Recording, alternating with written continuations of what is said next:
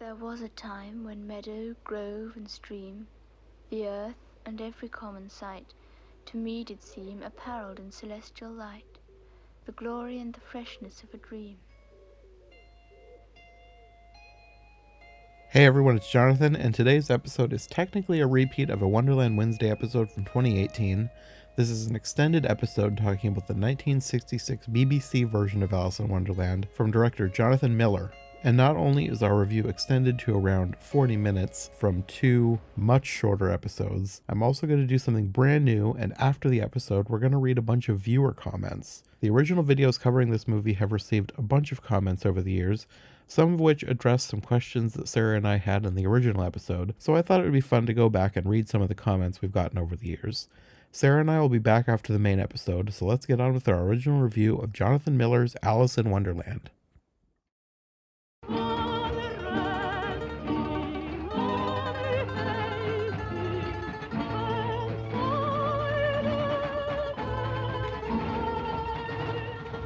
Hey everyone, welcome back to Wonderland Wednesday. Today we're going to be talking about the 1966 BBC version of Alice in Wonderland.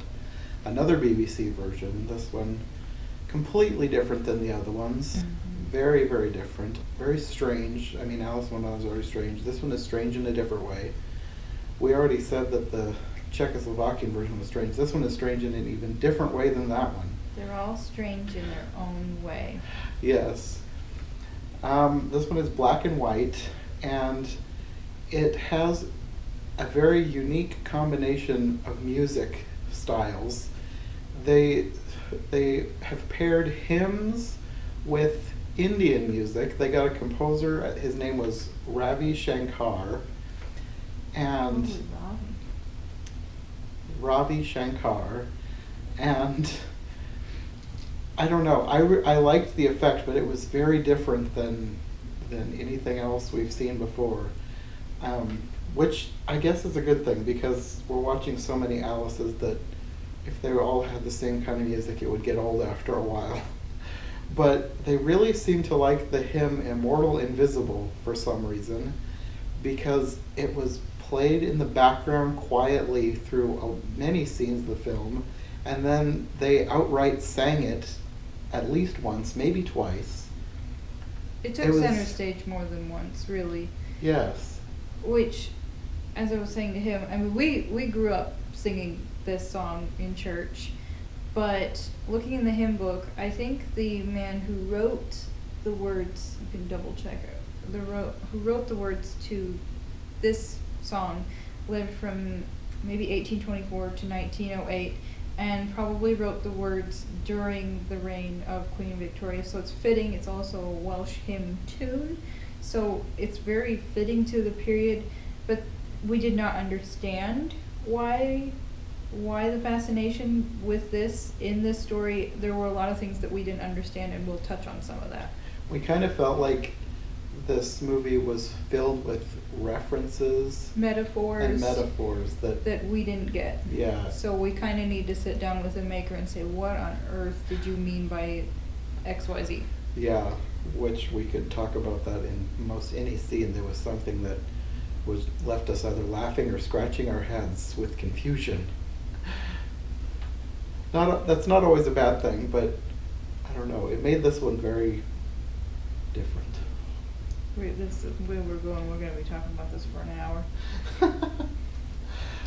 It starts out not on the bank, but with Alice being ready to buy a maid. Her sister seems to already be put together, and the maid is whispering to Alice as she's getting her ready, almost halfway mumbling to herself. But you find out as you're watching the film, that's what a lot of the conversation is whispering. There's so much whispering in this movie. I don't know how there's far more whispering than any normal level conversation. Mm-hmm. Then she and her sister head out, and it's somewhat normal. It's a little bit drawn out because it starts out quiet, and then this sort of Indian music kicks in, and you're like, okay, 1960s. They end up on the bank. One of the things that I'm struck with in this version is just how, even though it's black and white, some of the scenery, you can tell it's just gorgeous. And the garden scene with the Hatter, they have this close-up of these beautiful roses. It's almost a shame that it wasn't in color, so you get a better feel for that, but I appreciated it. They end up on the bank like they normally do, except I'm not really sure that it was a bank. It looked bank enough to me. I didn't see any water, but maybe. I guess if that's what you're looking for. They ended up on a hill. Yeah. And I suppose she was supposed to have fallen asleep. They did show her lying down, but when the rabbit comes along. Rabbit. That's another thing about this version. All of the people that should be animals are played by people, and they insert all sorts of animal noises, but the people aren't making the animal noises. Yeah. They're just overlaid onto what is happening, and it's almost like it's supposed to be a metaphor of what these people are acting like or what they are. But even if you've read the story, you know what animals the people are supposed to be, and the noises don't ever seem to match because they're barnyard animals. Yeah, like during the caucus race, there was a whole lot of pig noises. Which you have to wonder, is that what he's thinking that these people are acting like? I don't know. That was just one of the many things that confused us about this version. Right. So the rabbit comes along and he's flailing like, "Come follow me," and she's looking off in the distance like she doesn't even see him. This is another thing. Mm-hmm. Alice was chosen, she wasn't an actress and she didn't do any acting after this, but she was a serious young person, and the person who made this film was drawn to that and he wanted her. Throughout the film, she shows practically no emotion. And she's always staring off into the distance, it seems like. For the most part. And every once in a while you get a look from her that seems kind of like, "Oh brother, these people," but still very serious. But apparently he's gotten through to her and she takes off after him, and they go into underneath this old bridge, which is neat looking. But instead of falling down the hole, all of a sudden she's in what seems like an old school or church. Or maybe even a museum or some combination. I'm thinking that they were trying to convey school. I wonder if they were trying to have a throwback to Lewis Carroll, his life. It could have been. I don't know, but it was one of the many things we didn't understand. There were these flowing white raggedy curtains. And then there are stairs, and there are these human anatomy charts showing all the muscles. What on earth? She ends up in this little room with the bottle, and apparently they didn't have a lot of budget for major special effects, but you liked the way they did it. The way they did the shrinking and growing, I thought was really clever because they used different camera angles. So they had a close-up on her face while she was drinking, and then they immediately would cut to her under the table as small. I thought it was a really clever way to get around any budgetary constraints that a scene like having someone shrink and grow would cause. I thought it was really well done, and it struck me as one of the best effects of the movie, much better than a lot of the other ones we've seen where they tried to green screen it in or whatever. It was just really simple and kind of genius, I thought. A few more notes on the visual aspects of this film. One, she wins the award so far of Alice with the fluffiest hair. I don't know if it was because it was the 60s, but she has this really fluffy, straight hair, and I don't know if they were going for mysterious with this or what. Two, unlike an Alice where you might expect one outfit on the bank, one outfit for Wonderland, or just the same outfit throughout the whole bit, she has at least 3 different outfits depending on the scene. And so, it's not like she changes outfits. No, it's just all of a sudden she is in that outfit. So when she follows the rabbit into the hole and ends up in the school, all of a sudden she's in a different outfit. She ends up back in that other outfit in a different scene, and at some point she seems like she's in a penny and more of a simple dress. There wasn't really any continuity with her clothes, and I don't know if that was on purpose or it just sort of happened. Another mystery. I love her second outfit, which I can go into more. It was beautiful. The clothes are a topic in and of themselves in this film because they made some interesting choices that didn't fit. Her second outfit was gorgeous. It's one that I actually wouldn't necessarily mind owning. It looked kind of satiny and full at the back, and she was wearing these adorable little boots. That aside, another interesting visual thing about this film is how many dead animals are in it. All in taxidermy or edibles that may have just been lying around like game birds that I guess maybe somebody's going to eat. So when she's in this room with the shrinking and growing, one of the things that you're struck by is that a taxidermy dog? Like a hunting dog, maybe? That's what it looked like to me. She does look out through a small door where she sees people wandering around with Immortal Invisible playing. And another confusing thing is they seem to do the tears scene, but it's just this little blip, and all of the sudden it's like they have this slowed down audio which sounds gross. It's like this. It's just really strange. It's like it makes this no sense. flood is happening, but unless you are familiar with the story, you would have no clue what just happened. And then it's over and never mentioned again. And then it's like they're mimicking the bank scene because she's in another part of what seems to be the same building, but they have indoor plants, so it's kind of like being outside, but it's almost like a church or a school, and you have all the people who should be animals trying to get dry, and the guy reading history, which this movie has more than one funny part, and he's confused whether it's supposed to be funny or not. I'm just gonna roll. It's very, very dry. Like, it's kind of a play on the fact that they're supposed to be getting dry, but this is so dry, but dry humor. In addition to the dry speech that he's giving, it's so dry that it's not immediately apparent if it's supposed to be funny, but I found it hilarious. I think it's supposed to be funny. In the spirit of the book, it's supposed to be funny, so I'm going to go with that's what he was driving at. And it was more ornery than you would expect, because one of the animal people says, "I've never been more bored in my life," or something like that. Just these little, and one of them snoring, and there are all these little funny touches, not over the top funny, but I appreciate that they did inject some humor into it.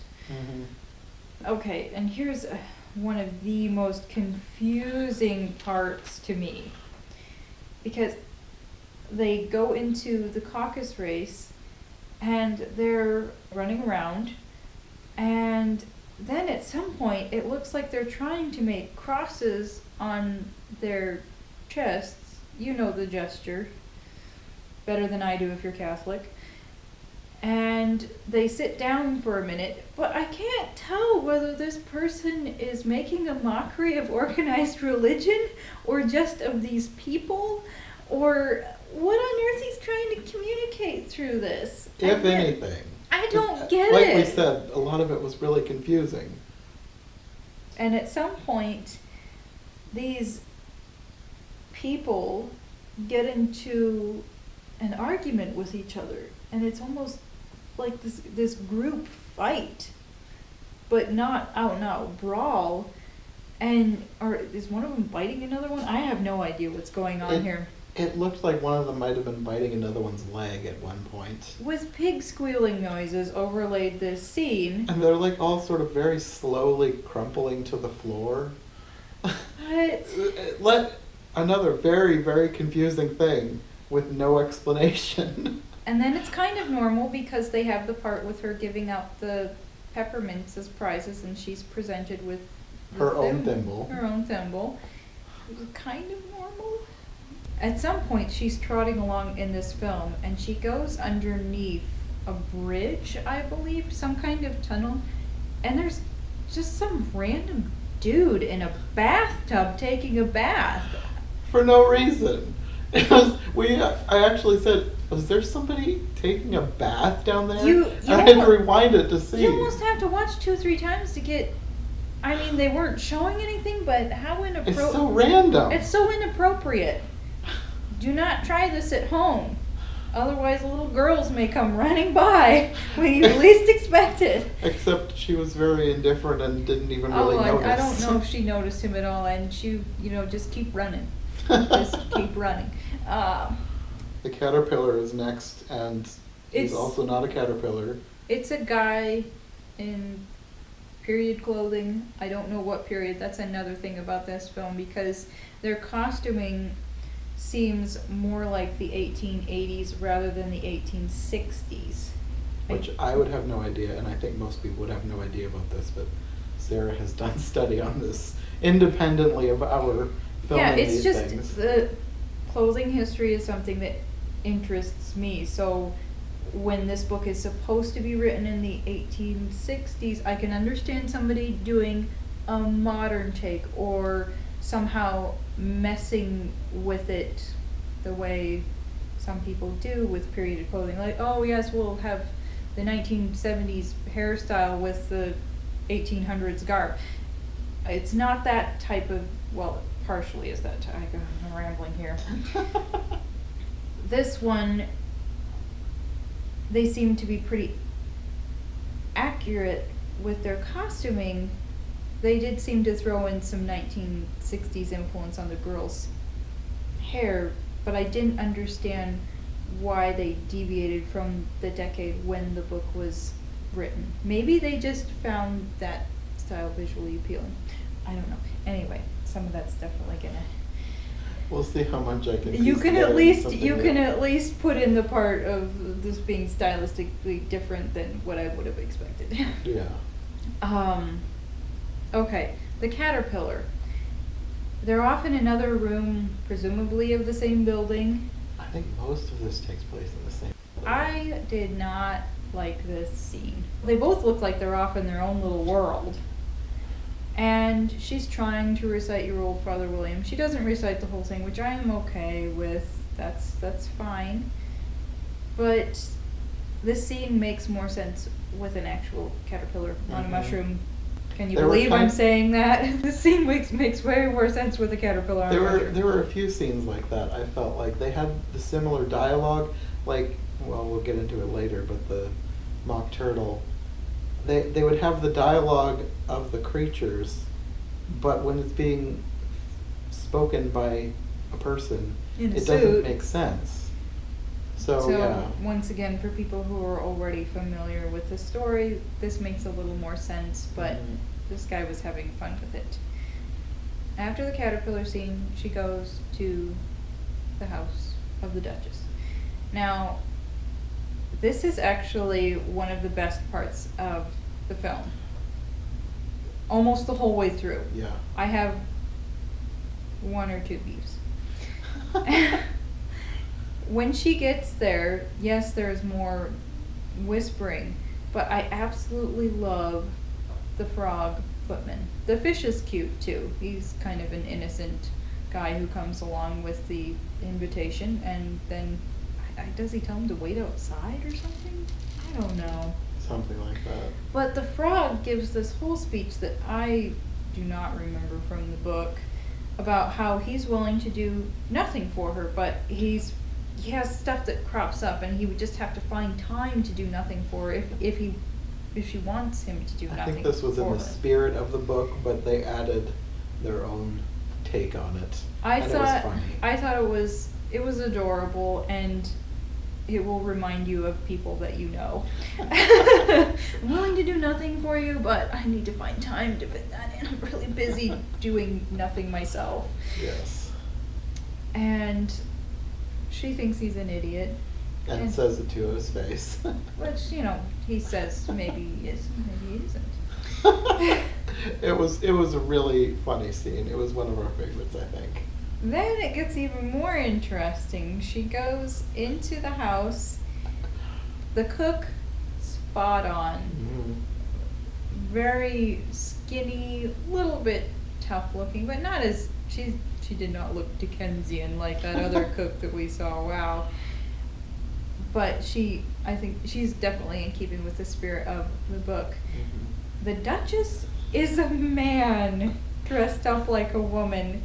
We read about this ahead of time, and we were expecting the worst, but it turned out really well. I don't think I was expecting the worst. If any woman could be played by a man, the Duchess is already supposed to be a homely, obnoxious, annoying character. So to have a guy playing this part, playing it very over the top, very well. And I don't know if he was ad-libbing a little bit in there. There was a lot of dialogue from the book, but it was funny. Oh my. He's probably one of my favorite Duchesses so far. You don't expect to actually be laughing out loud watching the Duchess. He made us laugh. And the cook made us laugh too, dancing around the kitchen, singing together. Normally that song is just weird, not funny, but they hammed it up to the point where it was funny. And then it took this dark turn, like he hated this baby, and he's speaking in this sinister manner to the baby.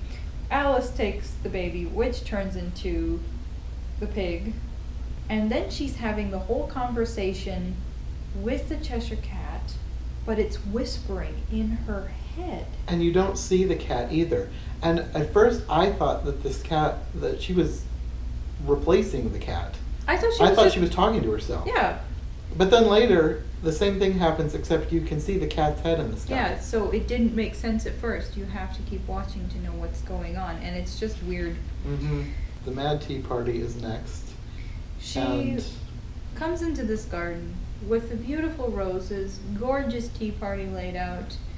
Here's another thing about this film. At the beginning and at the tea party, you hear insect noises. And I'm talking about, like, annoying insects that you do not want on your face or on your food. At one point, it looked like maybe a fly was on one of the tarts. Nobody was trying to brush it off. And it was almost like they were just there, or they were purposefully trying to make people hear insect noises. I kind of wondered if maybe they put some more in post, because there was a lot of insect noises. Maybe just buzzing all over the place. Maybe this is how they felt about picnics. This is what picnics are really like, people, which is true. This scene, I felt like all of the characters were okay. I liked the characters. It took a little too long, I thought. It took too long. It was kind of like a lazy, hazy summer day party that it just needed to wrap up. Once again, nobody's actually playing an animal. The Mad Hatter is not a sinister character, which is correct to the book. And I recognized the March Hare from another film that I'd seen from the 80s, so we ended up on a whole rabbit trail with that. There is more than one person in here that I recognize, but not very many. And they talked about her being in amongst these famous people. You would think I would have recognized more of them, but maybe I'm just not as familiar with 1960s BBC. Maybe if I was more familiar with that. One of the most memorable things about the tea party was the insect noises and the roses, so... Other than that, it was mostly standard with good acting that just took too long, I thought. At some point, they have sort of this odd camera angle that's looking down on her, and she's looking up like... It's halfway sinister or oh brother, somewhere in between those two looks. With the style of camera angles they sometimes use, I thought this felt like an indie film or an experimental film. I don't know. It didn't seem like... it didn't seem like a BBC film. It was just so different. Which is not necessarily a bad thing, but it was just so different. After this, you have the painting the roses red, which he didn't actually look like he was putting any paint on the roses at all. Just sort of dabbing at him with a paintbrush. I mean, I don't understand that. And of course these aren't cards again, these are people. This part was a little bit drawn out because all of a sudden it's like this whole parade of... A royal procession. But more like a parade. And as they get closer, which takes a little while. It's forever. They're off in the distance, marching towards them with all these music, and it's just, the camera is like fixed on them, and it just takes forever. And then it kind of fades in when they're a little bit closer, and then it fades in when they're a little bit closer, and then they just keep getting closer and closer. Finally, Alice seems to like give up and walks towards them. But this was different though, because it's like she starts to march, but she marches in between the lines until she gets to the Red Queen, King, and their son, who acts like he's mentally disabled. Right, I don't know what the deal with their son was. Well, he acts stupid and gluttonous, but his father says, but he's very tall. You know, like this is the redeeming factor for how ridiculous he is. It was another one of those things where we kind of wondered, is this supposed to mean something? Is this yes, referencing is this a something? historical feeling that this person had about one of the sons of the monarchy? I do not understand this. Maybe we don't need to. Maybe he was just supposed to represent the Knave of Hearts who stole the tarts. Yeah. Because you get that impression in the courtroom scene. He is the accused, and Yeah. he's acting like he can prove his innocence, but he doesn't seem too worried about it. Then, of course, you have the scene where the cards are in trouble and they're supposed to be beheaded. And here's a really odd thing. There's like this whole funeral procession. Where they're singing Immortal Invisible. But it's just this one single soprano who, if you know who Jeanette MacDonald is, sounds a lot like her, that style of singing. And somebody seems like they're on a mandolin or something. I don't know. It was just very odd.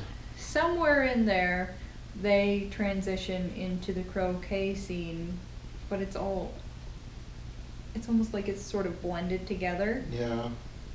There's this random guy in a wheelchair down in a creek trying to play croquet with the flamingo. People up on the banks. They're just sort of whacking at things with these fake flamingos. And then it's almost like this party is half asleep or something. They're all just sort of sitting or standing around, which is kind of true to what could happen in a long drawn out summer party, but it was kind of odd. It was just another one of those scenes that felt like it took too long, which there were quite a few of those scenes. They were not bad scenes, it was just like so slow. They have the part with the cat's head showing up in the sky and wanting to behead the cat, and that's where you figure out that she was talking to the cat earlier. And the Duchess comes onto the scene, and while it's still a middle-aged man, they do seem to have a fairly normal dialogue from the book, but it all seems to be happening in her head. I don't know how much of it This was another very confusing thing, because it seemed like she was thinking everything, because her mouth was not moving. But the Duchess was still talking to her, and the Duchess was literally talking. You weren't just hearing the Duchess's thoughts. Yes, she would say something, and then the Duchess would respond. But she wouldn't. But Alice could also have her own thoughts without the Duchess hearing them. This did not make sense. It was so confusing. And then the Queen comes along, and there's the whole part with either you or your head must be off. And instead of acting scared, the Duchess starts to leave and then turns around and does sort of a type. Does this. I don't know. Whatever that means. We don't know what that means, so if we just did something really horrible, we're innocent. I want to know what that means, because I know I know there's a story, I think, by Mark Twain that involves that gesture, but I don't know if it's just some form of, it's some form of disrespect. I don't know. That's all, we know that's what it was trying to convey, and that's all we know about it. If you know what that means, please leave a comment. Yeah. Enlighten us. So the Duchess is off, and then it's time to transition into the Mock Turtle. The Mock Turtle, of course, just a regular man, takes her down to the beach. The guy who plays the Mock Turtle was on Chariots of Fire.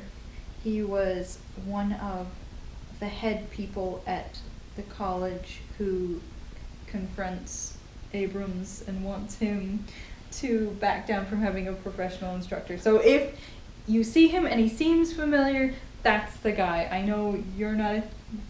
I watched Chariots of Fire once years ago, and I don't remember much of it. And I've seen it as a younger person and as an adult. So if he seems familiar to you, that might be why. That's probably the only other thing that I've seen him on.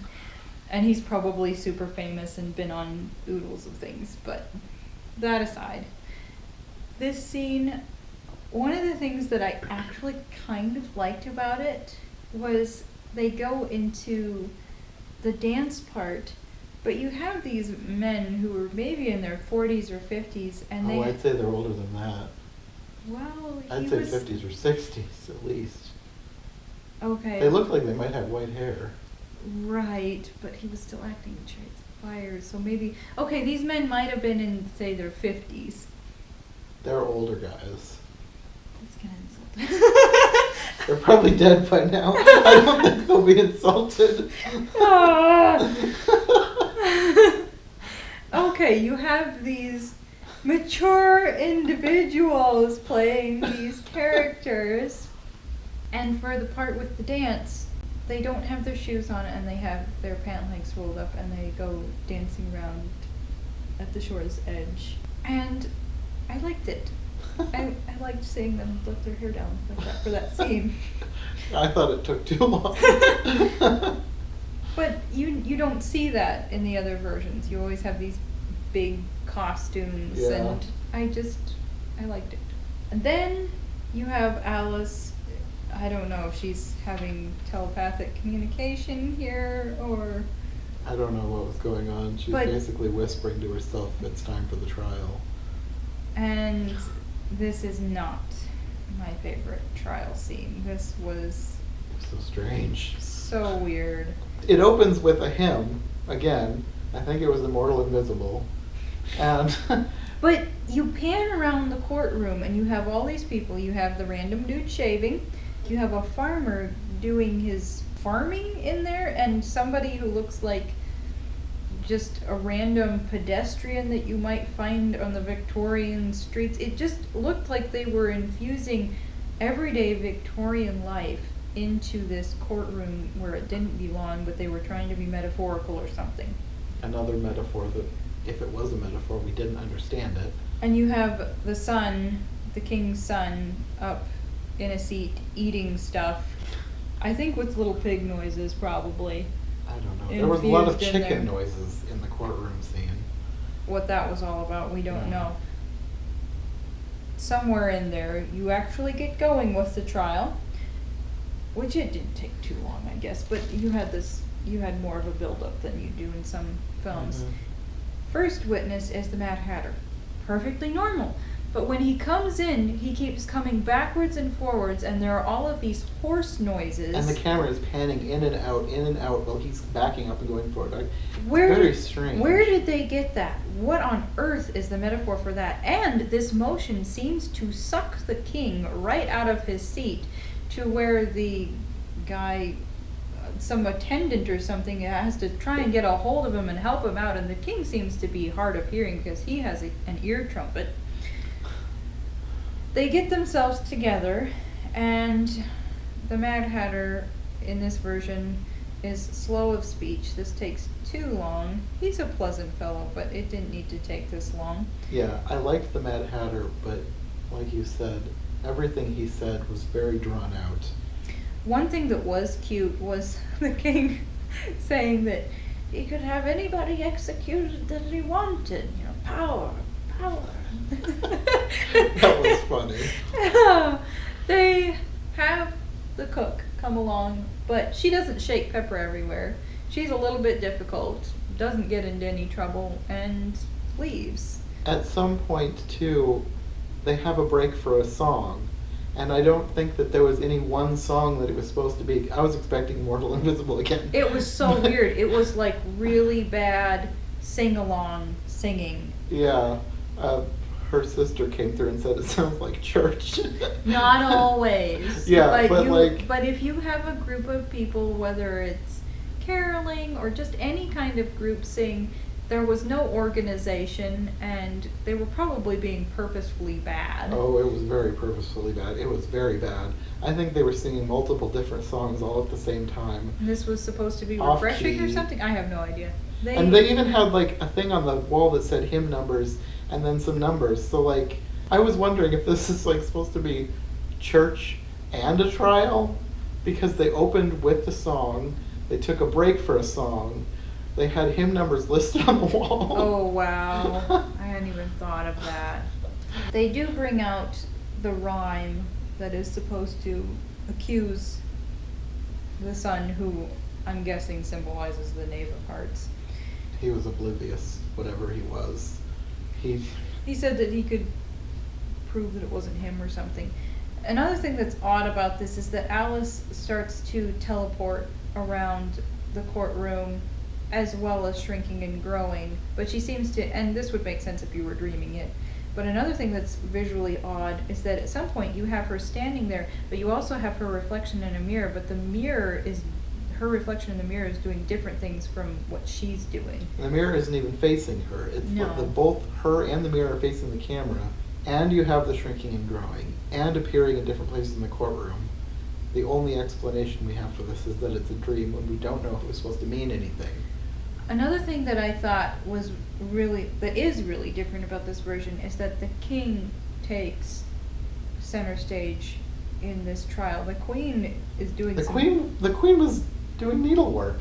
She was embroidering something. and it's only till, I think it's only at the end of the trial Yeah. that she really gets worked up, and she's screeching, Off with her head, off with her head, For off with Alice, her head, off with her head. which transitions into chicken noises, and Alice wakes up and there were bird noises coming from Yeah.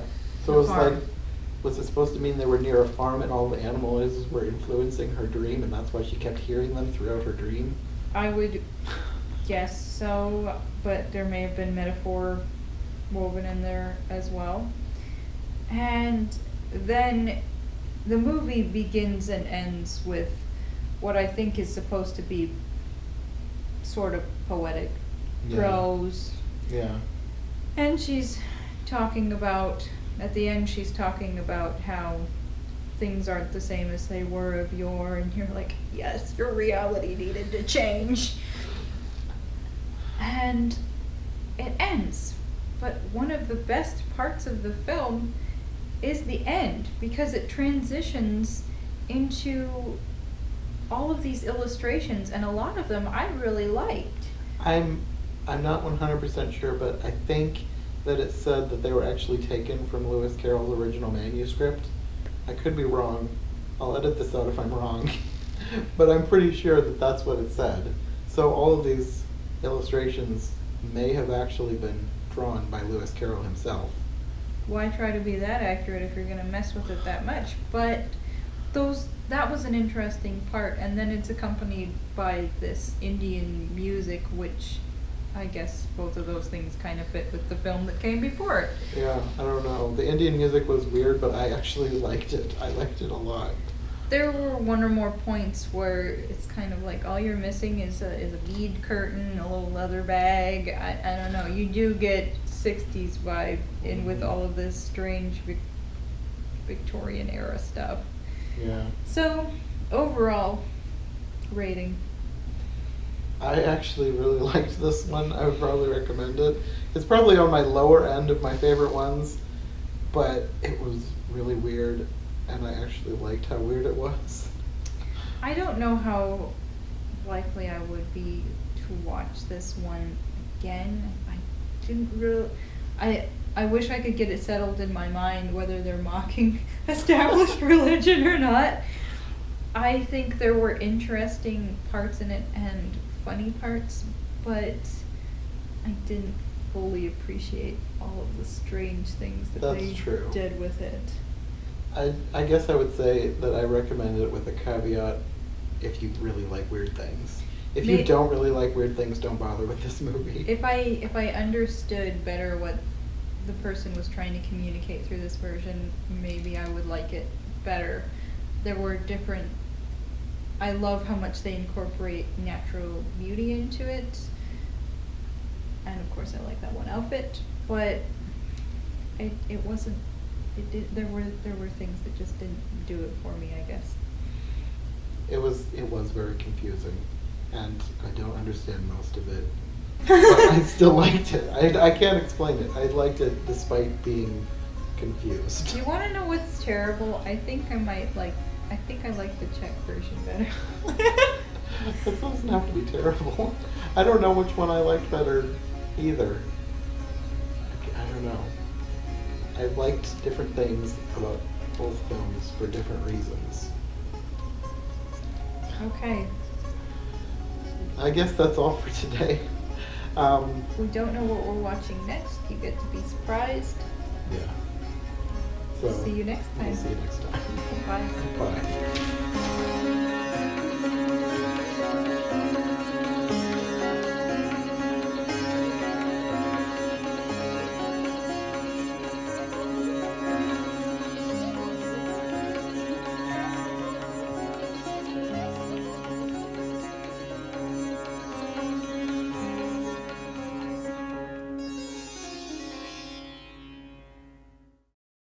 Okay, this is very different than what we usually do. I don't usually get a ton of comments right away, and like this video is 2018, so it's been a while. So it's collected a lot of comments, and I feel like it's had more interesting comments than a lot of the videos, because most of the time comments are just like, I really like this, or like, I really like this part, but this had some interesting comments that I thought we should talk about. So I thought, since I'm going back to this episode and re-releasing it as a brand new podcast, we might as well record an extra little bit to talk about. Okay. So I'm not going to do like all the comments, but I'm going to pick out some of the most interesting ones. One of the main comments that I wanted to talk about was just because it clarified something that we had questions about when we originally recorded, because she runs through that building and we were like, what kind of a building is this? Because it had all those medical things on the wall, and it's like, is this some sort of a school or a church or what? We didn't know. So this person, who they have their name as I have a unique perspective on the world, they wrote, it isn't a church or a school, it was a hospital called Royal Victoria Hospital. It was demolished in 1966 and abandoned at the time that they filmed it. Oh. So they filmed that scene in an abandoned hospital. So I wonder if the curtains were just like that? I bet so. Wow, because that's very atmospheric. It is. Wow, that's sad. Another person also wrote, the corridor with the blowing curtains at the start was filmed in an old military hospital which no longer exists, sadly. So I wonder what year that was from. Well, 1966. So. Well, let me think. But architecturally, I'm wondering just how long that building was there. Anyway, like, I'd have to go back and try and pick up details. You guys could have told us the name. Well, but thank you for the info anyway. They said the one person said it's the Royal Victoria Hospital. Oh, sorry. So yes, it was probably quite old. Yeah, we could probably Google it. Watch our 15-minute segment turn into a half an hour. Okay. Netley Hospital. The Royal Victoria Hospital, or Netley Hospital, was a large military hospital in Netley near Southampton, Hampshire, England. Construction started in 1856 at the suggestion of Queen Victoria, but its design caused some controversy, chiefly from Florence Nightingale. Often visited by Queen Victoria, the hospital was extensively used during the First World War. It became the 28th General Hospital during the invasion of mainland Europe in the Second World War. The main building, the world's longest building when it was completed, was entirely demolished in 1966, except for the chapel and former YMCA building, which still survive. Wow. The extensive outbuildings, which once occupied a vast acreage of land near the rear of the main building, finally succumbed in 1978. The site of the hospital can be seen and explored in Royal Victoria Country Park. And then, in the section about the decline of the hospital, after the war, the hospital continued to care for some casualties returning from overseas service. It also accommodated some Hungarian refugees in 1956, but due to its high cost of maintenance, it gradually fell into disuse, and the main site closed in 1958. The pier was never repaired and had been demolished by 1955. In 1963, a large fire damaged much of the building, and it was demolished in 1966, with only the chapel retained. Shortly before its demolition, Jonathan Miller filmed his 1966 version of Alice in Wonderland in the hospital. I'm glad he did. Interesting. Very, very interesting. And it was under basically 4 monarchs. It was under 4 monarchs because you have Queen Victoria, the Edwardian period, King George, and then Elizabeth. I'd seen a few things. Some of the comments on here are just short little things that made me laugh. This person, Azale West, says, Alice is so serious. I wonder if it was like that in the 1800s. And Gambit771, I think there were a lot of insects and birds when they filmed. This is what an English countryside can sound like. Because Nice. you remember how buzzy It's some been of the so scenes long. I think vaguely. we commented, like, especially when they're outside. Oh, there's so like with many the bug tea noises. party? Wasn't there a ton of noise at the tea party?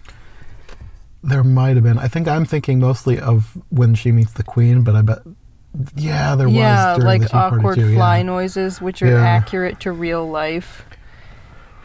Because no, the outdoors is not pristine. Well, it can be pristine, but it's not quiet.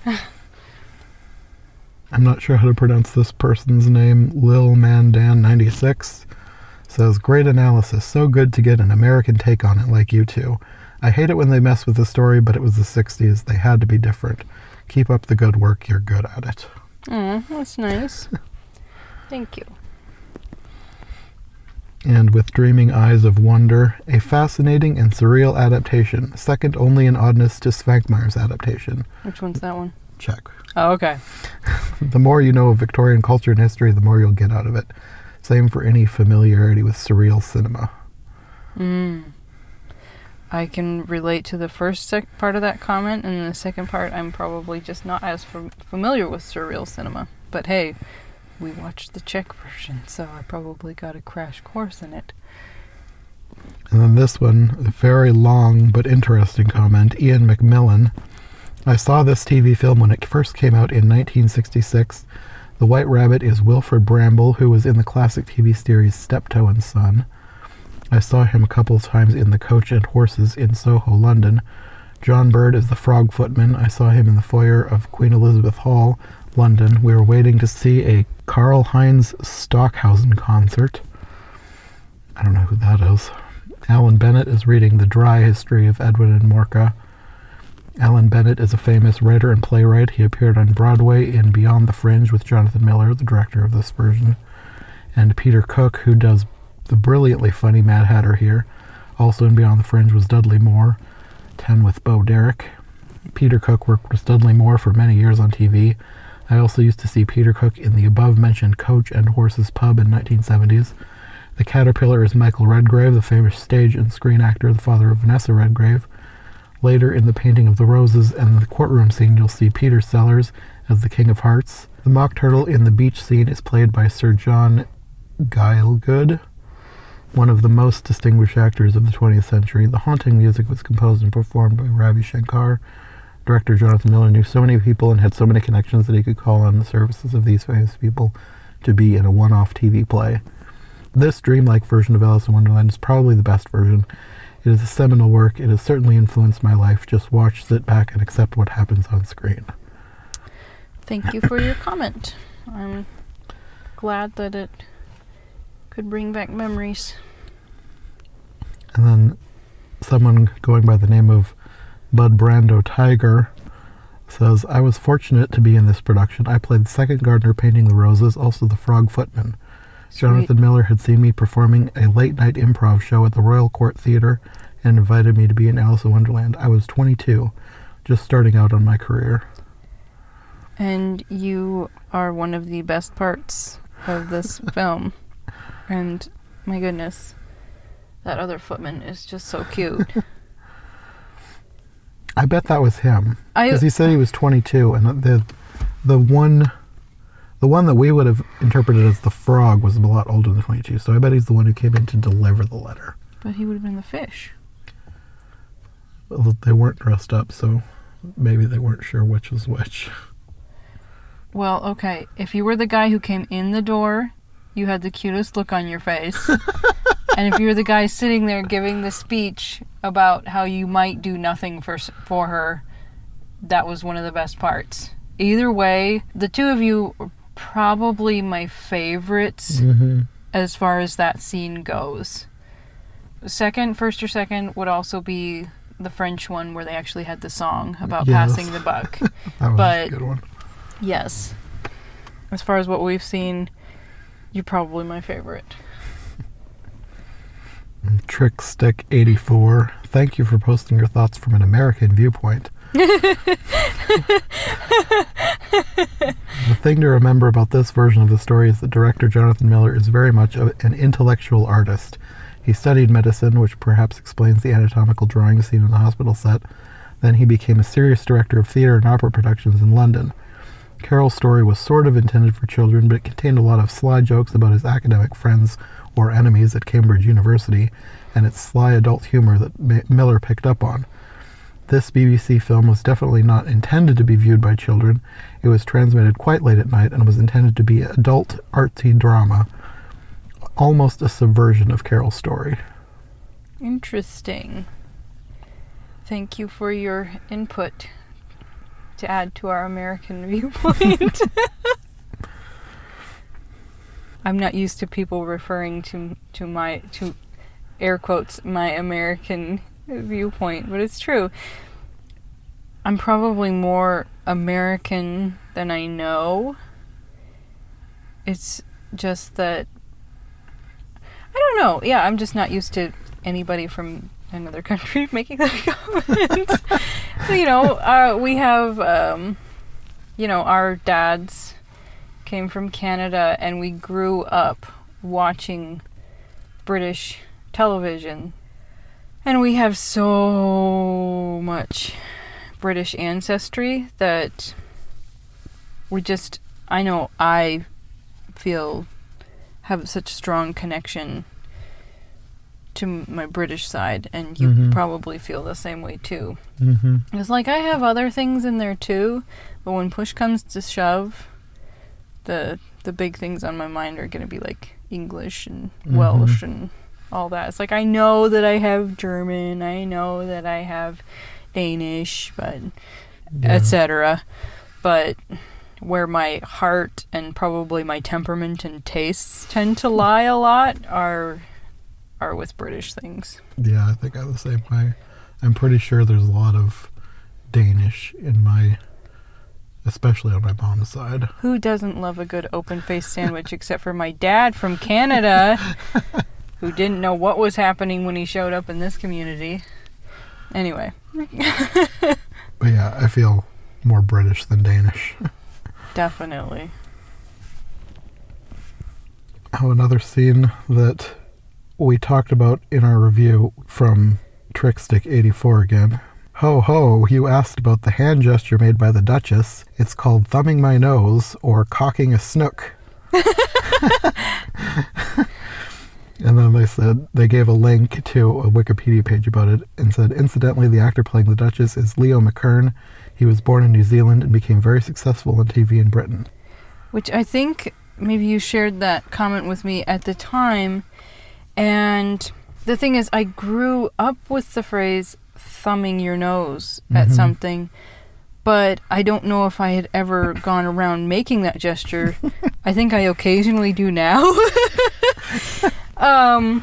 And it's also, I believe that gesture is included in a short story by Mark Twain about I think it was supposed to be this impressive statue, and he keeps describing it, and then he's describing it as making, it was just pulling people's legs.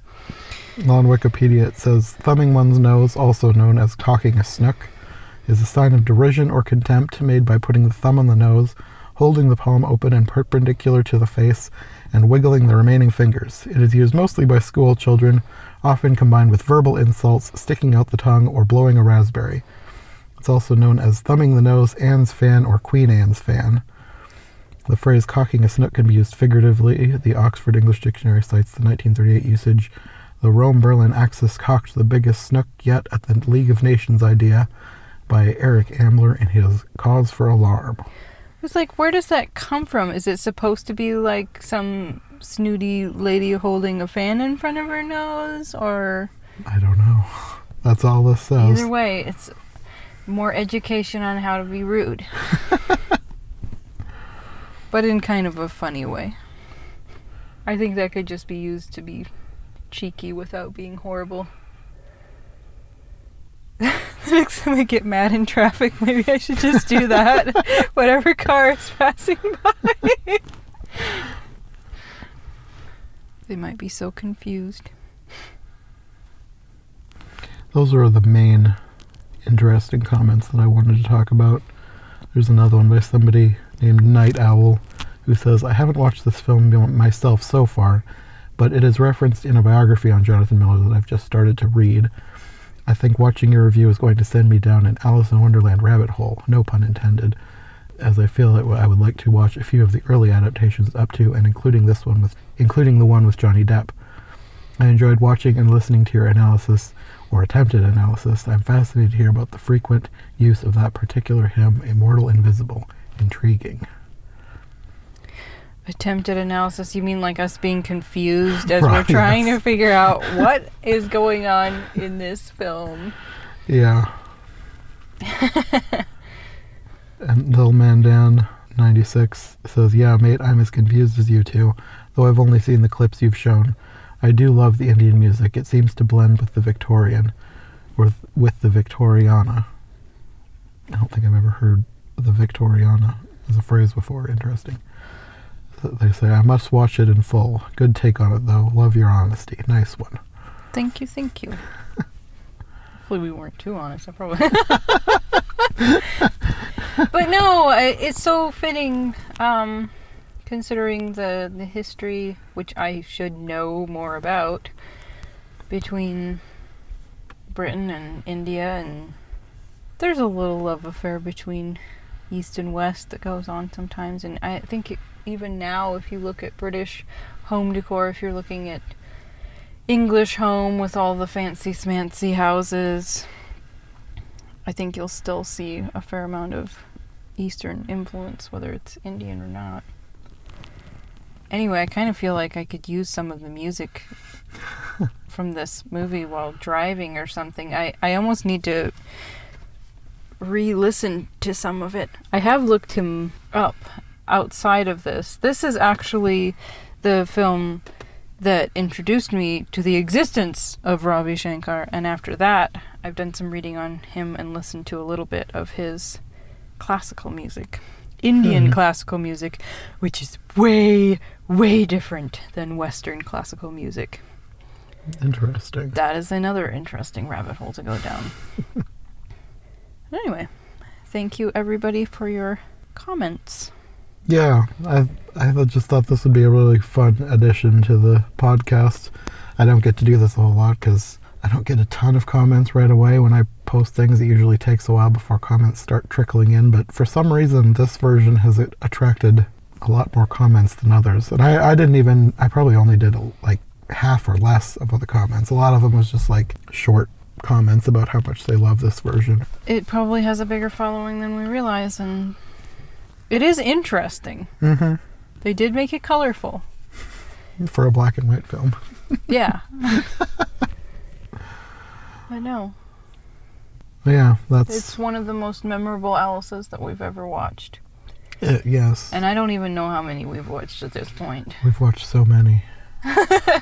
But like if somebody's talking about interesting versions, this one and the Czech Svankmeyer version pop in my head first. If you want surreal, not for children.